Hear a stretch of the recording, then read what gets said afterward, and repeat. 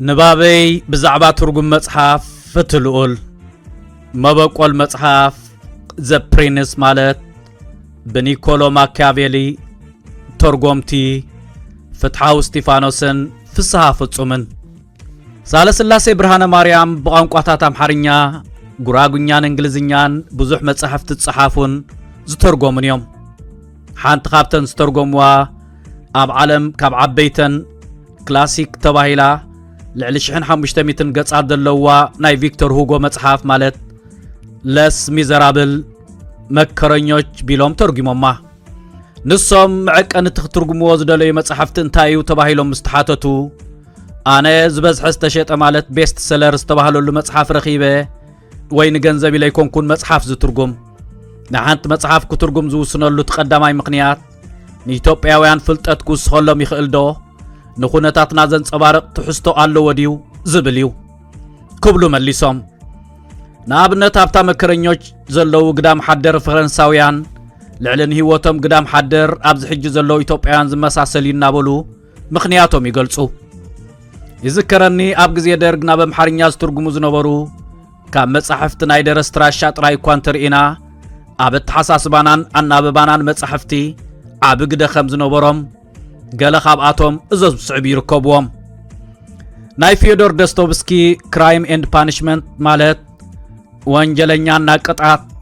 ዘ ብራዘርስ ካራማዞቭ የካራማዞቭ ወንድሞች ዘ ኢዲየት ማለት ደንቆሮ ናይ ሊዮ ቶልስቶይ ዎር ኤንድ ፒስ ጦርና ሰላም አና ካሬኔና ሪስትራክሽን ማለት ትንሳኤ ናይ አንቷን ቾኮቭ selected short stories ተመረጡ አፈ ታሪኮች ናይ ማክሲም ጎርኪ ማዘር ማለት እናት ናይ አሌክሳንደር ፑሽኪን ዩጀን ኦኔጌን እዞም መጽሐፍቲ ምትርጓሞም ነቲ ጎተት ኢሉ ዝኸይድ ዝነበረ ስነ ጽሑፍ አምሓርኛ ናብ ዝለዓለ ብራኸ ክምርሽ ሓጊዞም እዮም ኣብ ትግርኛውን ብመጠኑ ዝተተርጎሙ ነይሮም ከም ናይ በዓል ሼክስፒር መጽሐፍቲ ተተርጉሞም ናኣሽቱ ኸለና ምስ በዓል ሮሜን ጁልየትን ቢኤስኤፍ ሃብተ ማርያም ማክበት በሃይለ ተስፋዝግን ከምኡውን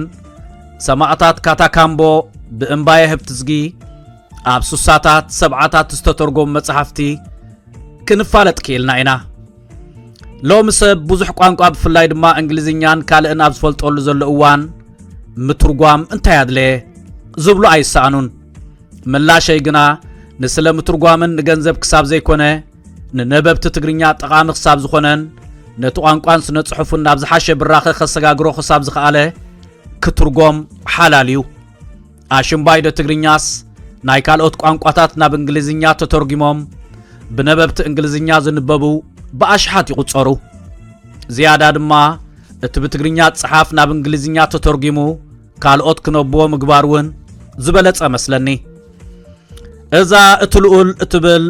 ካብታ ዘ ፕሪንስ ትብል መጽሐፍ ናይ ኒኮሎ ማኪያቬሊ ትርጉም መጽሐፍ ክርያ ሚኪ አብርሃም መሰደደለይ ፈለማ ንምንታይ ክትርጎም ተመሪጻ ዝብል ሕቶ መጽኒ ሓቲተየ ድማ ከም እንፈልጦ ዝበዝሕሎም ናብ ትግርኛ ዝተርጎሙ ዘሎ መጽሐፍቲ ብፍላይ ኣብቲ ንመንእሰያት ዘህንን ከም ኣቢልካ ትህብትም ሕጉስ ህይወት ንኽትመርሕ መገዲ ዕውት ህይወት ብኸመይ ትህብትም መገዲ ፍሉጥ ክትከውን ወዘተ ዝብሉ ሓሳባት ዘለዎም ኣብ ውሽጥኻ ጽቡቕ ስምዒት ፈጢሮም ዘራሳስኑ መጽሕፍቲ ዝበዝሑ ምዃኖም ኣይንስሕቶን ተፈተውቲ ምዃኖም ድማ ዕዳጋ ኣለዎም እዚ ብኻልእ መገዲ ምስ ገንዘብ ዝተሓሓዝ ክኸውን ይኽእል እዩ ዲክታተር ዝብል ቃል እንተ ሰሚዕካ መምርሒ ናይዞም ከምዚኦም ዝበሉ መራሕቲ መጽሓፍ ናይ ማኪያቬሊ ከም ዝኾነ ብዙሓት ይሰማምዕሉ እንተኾነ ዕላማ መጽሓፍ እትልኡል ናይ ማኪያቬሊ ኣብ ታሪኻዊ ኣብነታት ተመርኪሱ ግብራዊ መምርሒ ንመራሕቲ ሃገራት መሃቢ ነይሩ ንሱ ብሞራላዊ መንገዲ ዘይኮነስ ኣብ ስልጣን استراتيجين مهنات منجستن زتوكره ممرحي يصحيفو اب حدا هاجر مرقاق فطر مراحت حنسا متلال فرحي خصاب ጭካነን سقمتات كوسدو حلال مخاني زمعد يخون امبر بوزحات ديكتاتورات نتا مصحاف يطقوملانيم كبال አይከአልን ካልኦ ድማ ስልጣን በገዛት ወይ ዲክታተራት ከም ዝተሓዝ ፍልጠት ተስንቕ ያይብሉ ሚኪውን እዛ መጽሐፍ ክትርጎም ዝደለያ ካብዛ ድሕራ ዝተገልጸት ማለት ደቂ ሃገረይ ኣብ ሃገሮም ዘሎን ብሕጂ ዝመጽና መራርሓ ወይ ኣገዛዝኣን ክርድእዎን ንቃልሶም አንጻር ከምዚኦም ዝበሉ ስርዓታት ክቃኒዎ ይሕግዞም እዩ ዝብል ይመስል እቲ ካልእ ዛዕባ ምትርጓም ዝለዓል ጉዳይ ቋንቋ ጽባቕን ሓሳብን ርዕመትን ዝምልከት እዩ እቲ ልኡል ዝብል ትርጉም ኣርእስቲ መጽሓፍ ካብ ኣዝበልጽ ክረኽበላ ዝከኣል ኣይመስለንን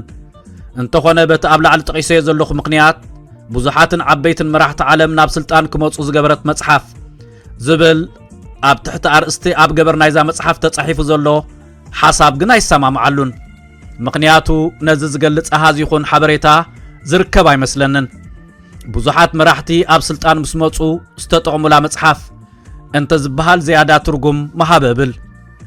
ተርጎምቲ ነቲ ብእንግሊዝኛ ዘሎ ሓሳብ ናብ ትግርኛ ብዝምስጥ ቋንቋ የምጽሒፎሞ ንኣብነት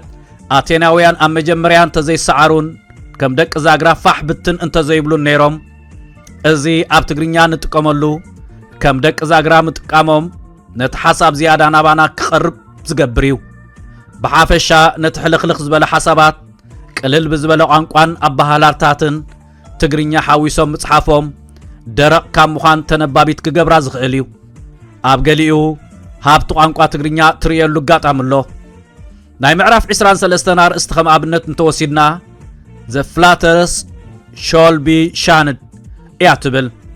ተርጎምቲ ውገዳ ሽሓጦ ኢሎማ ፈትየያ ድማ ነቲ flatters ዝብል ቃል ወዳሶ ዝብል ትርጉም ክወሃቦ ይኽእል እዩ እንተኾነ ምሽሓጥ ዝያዳ ኣሉታዊ ሳዕቤን ዘለዋ ምዃና ነቲ ኣብታ ምዕራፍ ዘሎ ሓሳብ ትገልጽ እያ ኣብ ገሊኡ ሓደስትን ዘመናውን ኣገላጽታታት ንረኽበላ ኢና ንኣብነት እቲ ኸመቦ ኮይኑ ተባዕታዊ ቅሻረቱ እናደረዐ ዘዕኮኾ ኣኩኡ ዝብል ንረክብ ብሓፈሻ ብዛዕባ ጽባቐው ቋንቋ ንኽኢላታት ቋንቋ ዝግደፍ እኳ እንተኾነ ነታ ናይ እንግሊዝኛ መጽሓፍ ኣንቢበ ነታ ናይ ትግርኛ ምስ ኣንበብኩ ብዙሕ ናይ ሓሳብ ለውጥን ሕርኽርኽ ዝብለንን ኣይረኸብኩን ግን ከም ዝቢለ ድማ ሓሲበ ኣብ ክንዲ ከም ዘለዎ ዝትርጎምሲ ናብ ኩነታትና ብዝሰማማዕ ትንተና ዝተሓወሳ ኮይና እንተ ትቐርብ ኔራስ ዝያዳ መሳጢትን መሃሪትን ምኾነት ንኣብነት ኣብ ምዕራፍ 5 ብገዛእ ርእሱ ክመሓደር ጸንሐ ግዝኣት ኣብ ትሕቲ ዝብል ኣርእስቲ ምስቲ ኢትዮጵያን ኤርትራ ክትገዝኣ ክትኣቱ ኸላ ኣብ እዋን ፌደሬሽን ዝነበረ ኩነታት የዘኻኽረካ ሓደ መራሒ ኣቐዲሙ ንጉሳዊ ስርዓት ዘይነበሮ ብግዝኣት ሕጊ ዝመሓደር ነፃ ህዝቢ ክወርር ይሓስብ ተሎ ሰለስተ ኣገባባት ክጥቀም ይኽእል እዩ ቀዳማይ ነቲ ሕብረተሰብ ናብ ብዙሕ ጉጅለታት ይኸፋፍሎ ካልኣይ ወራር መራሒ ብኣካል ኣብ ውሽጢ ትጉዙእ ሕብረተሰብ ኣትዩ ክነብር ብምኽኣል ሳልሳይ ድማ ነቲ ህዝቢ ብናይ ገዛእ ርእሱ ሕጊ እናተመርሐ ክነብር ብምፍቃድ ግብሪ ከም ዝኸፍልን ብገለ ውሕዳት ካብ ውሽጡ ብዝመዘዞም መራሕቲ ዝቆመ መንግስቲ ይትከኣሉ እዚ ሓሳብ ወሲድካ ምስቲ ኣብ ግዜ ፌደሬሽን ዝነበረ ኩነታት እናናጻጸርካ ምትንታንን ንጉስ ሃይለ ስላሴ ንኤርትራ ንምግዛእ ካብዞም መምርሕታት ተጠቕመሎም ዘይተጠቕመሎምን ብምትንታን ዝያዳ ንምርዳእ ምጠቐመ እዚ ካብ ቀጥታ ምትርጓም እንተዘይተመሪጹ ከም ሓሳብየ ዘቕርቦ ዘለኹ ነዚ መጽሓፍ እናንበብካ ብዙሕ ኣብ ዝናትና እዋን ብግዛእትን መራሕትን ዝፍጸም ዘሎ ኣገባብ ምሕደራ ቁልጭ ኣቢሉ ዘርእየካ መጽሓፍ እዩ ኣብ መጽሓፍ እቲ ልኡል ን26 ምዕራፋት ናይ ማካቬሊ ትሕዝቶ እንተተተርጎመ እኳ እቲ ኣብ ቅድሚት እታ ናይ እንግሊዝኛ ዘሎ 10 ገጻት ዝሓዘ ጠቓሚ ድሕረ ባይታ ኣብዛ ናይ ትግርኛ ኣይተተርጎመን ንሱ ብዘይ ምትርጓሙ ድማ ኒኮሎ ማካቬሊ ሜንዩ ናይቲ ንሱ ዝነበረሉ ፖለቲካ ጥልያንን ከባቢኣን ብዘይ ፍልጠት ዝሓድገና እዩ ሳዕቤኑ ድማ ነቲ 26 ምዕራፋት ክጽሓፍ ዘገደደ ኩነታት ካብ ምርዳእ ይገጥኣና ደጊመ ነቲ ኣብ ምሕታምን ምስፋሕን መጽሓፍቲ ትግርኛ ክሳርኡ ከይጸብጸበ ናይ ትግርኛ መጽሓፍቲ ዘኽስቡ ከም ዘይኮኑ ስለ ዝፈልጥ ብመገዲ ቤተ መጽሓፍቲ ባና ማለት banabooks.com ዝገብሮ ዘሎ ጻዕር እናመጎስኩ ንተርጎምቲ ፍትሓውን ፍስሓን ስለ እቲ ጽፉፋት ተረጓግምኦም እንእድ በየነ ሰመረ ክልተ ሚያዝያ 2025 أستراليا كساع حجي بأحتم تبانا استحتما مصحفتي برهان أمرو مستيرات بلوس مراحي كنيتا أمرو محبراو بالحي دلمي تلموشت أو تسقا تبقو سوقنات مقد تشاينا منش عبيت حسابات اتولقل تاريخي وات بوب مارلي يركبن بجكازي مربب حبريتا www.banabooks.com زولو استفلالي مصحفتي لعل 300 زخون ناي تغرينيا مصحفتي نمشط تقريب الله بانا مصحفتي كابت مسرت درو 3 عامتا غيرا زلايا نزياده حبريتا ابت مربب مالت www.banabooks.com بصحو